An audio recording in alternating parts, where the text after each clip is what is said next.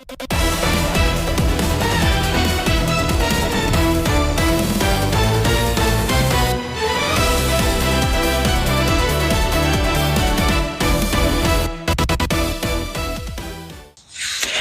guys, Sandy Ingram here.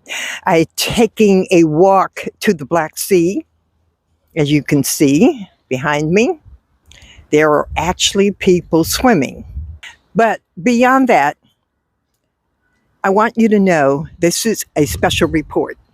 And this report has to do with Zimbabwe's currency.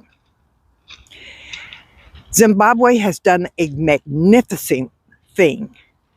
They have come away from 3-digit inflation to a currency that is now worth 0.03 cents US dollars to one Zimbabwe dollar.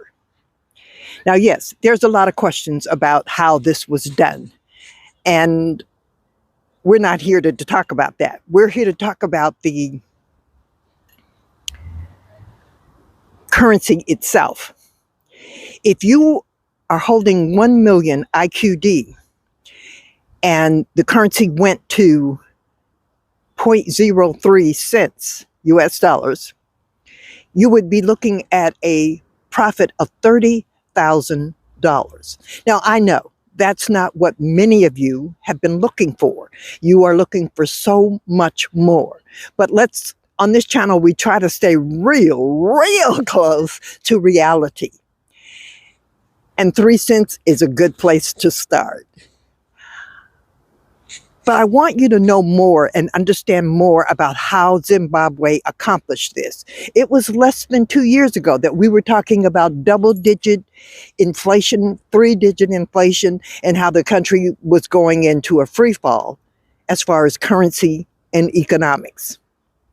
That is no longer the case. Zimbabwe has taken a bold step in rebuilding its economy with the introduction of its new gold-backed currency, the Zimbabwe Gold, or ZiG. Launched in April 2024, the ZiG replaced a collapsing local currency that had been severely weakened by inflation, money printing, and a long history of economic instability. At its launch, the ZiG was valued at about 13.5 ZiG per US dollar and was backed by a mix of gold and foreign reserves to help restore confidence.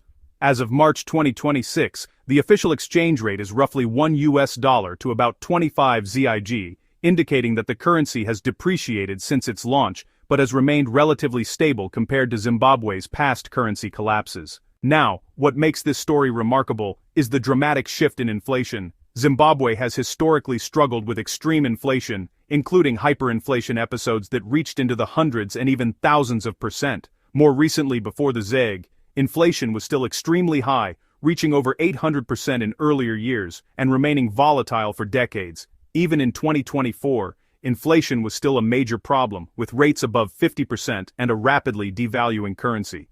But after the introduction of the ZiG and the tightening of monetary policy, inflation began to fall sharply. By late 2025, inflation had dropped from levels above 80% down to around 15%, showing early signs of stabilization. The real milestone came in 2026. Zimbabwe's inflation rate dropped to approximately 4.1%, entering single-digit territory for the first time in decades. This is a significant achievement, especially for a country long associated with runaway inflation and currency instability. This transition from triple-digit inflation to single-digit inflation signals a major shift in monetary discipline. It reflects tighter control of money supply, stronger backing of the currency with real assets like gold, and efforts by the central bank to stabilize prices and restore confidence in the financial system. However, while the numbers show progress, challenges remain. The US dollar is still widely used across Zimbabwe, and full trust in the ZiG is still developing. The government's long-term goal is to strengthen the ZiG enough to become the dominant currency by the end of the decade, but that will depend on maintaining low inflation, stable exchange rates, and continued economic discipline. In simple terms, Zimbabwe's ZiG represents one of the most dramatic economic turnarounds in recent years, moving from a history of hyperinflation and currency collapse to a period of relative stability, with inflation now in the single digits and a more controlled exchange rate against the US dollar. Okay, guys, we understand, you understand, that Zimbabwe is not Iraq. Iraq has a whole different set of problems or concerns. Iraq's inflation situation has been and is under control. That's not a problem that Iraq has. However, when you look at the procedure that Zimbabwe followed to bring its currency up out of the gutter and into and onto the world stage, what they did was introduced a new currency. If Iraq were to do the same thing, and they remained a closed currency, just like Zimbabwe's currency is, meaning the currency is not traded on the Forex market. You can't go down to the currency exchange anywhere in the world and exchange IQD. That's why I made the trip to Europe, then to Egypt for 30 days, could not exchange the IQD there, and then on to Turkey, and now in Eurasia. Now, you will need to join the channel's membership to learn all the details. But here's what I'm saying to you. I now know that if Iraq changes its currency and they give the public, the people, their people and the public, the international public, a certain time frame in which to bring in your IQD and to exchange it for the new currency, if Iraq decided to go this route, you would need to travel in order to participate in exchanging your old IQD for the new currency or whatever it is that Iraq is doing.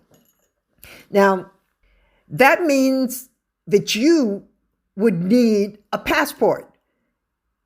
And this special report is all about showing you that hope is a very serious and strong thing. None of us thought that Zimbabwe would pull up out of the gutter and up and over into a stabilized economic position within 18 months. Iraq can do the same because Iraq's economy has always been better than Zimbabwe's. When you actually looking at it, each country has its own situations. But what I'm saying to you is Zimbabwe can do it. Iraq surely should be able to do it. Iraq is a multi-billion-dollar per month income revenue, oil revenue. Yes, that presents a problem also. But what I'm saying to you is if Iraq follows Zimbabwe on any level, you're going to need a U.S. passport and a one-way ticket to a place like